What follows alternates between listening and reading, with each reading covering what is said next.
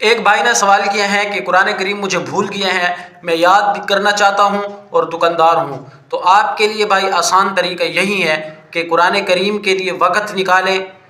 مغرب کی نماز کے بعد یا عشاء کی نماز کے بعد ایک پاؤ یا آدھا سپارہ آپ یاد کریں، اس کو ناظرہ پڑھیں، اس کو زبانی دو تین اس کے جو ہے نا اس کی دہرائی کریں، اور اگلے دن جب آپ دکان پہ جائیں تو اس کو زبانی پڑھیں، جیسے جیسے آپ کو وقت ملتا رہے زبانی اس کو پڑھیں، آہستہ رفتار سے پڑھیں، اور بہتر تو یہی ہے کہ اپنی موبائل کی آڈیو میں آپ اس کو ریکارڈ کریں، اور جب پورا پڑھ لیں اس کے بعد جیسے جیسے آپ کو تھوڑا تھوڑا وقت دکان پہ ملتا ہے آپ اس کو سنیے، اور جو غلطیاں ہوں اگلے دن اپنے مقررہ وقت جو آپ کا مغرب کے بعد ہے یا عشاء کے بعد ہے ان غلطیوں کو ٹھیک کریں اور اپنا اگلا پاؤ یا آدھا سپارہ یاد کریں۔ میں نے اپنی ان آنکھوں سے بہت سے دکانداروں کو دیکھا ہے جو سارا سال دکان پہ ہوتے ہیں اور رمضان المبارک میں وہ فر قرآن کریم سنا رہے ہوتے ہیں، بغیر کسی غلطی کے یا بہت ہی کم غلطیوں میں وہ قرآن کریم سناتے ہیں، لیکن ان کا طریقہ یہی ہوتا ہے کہ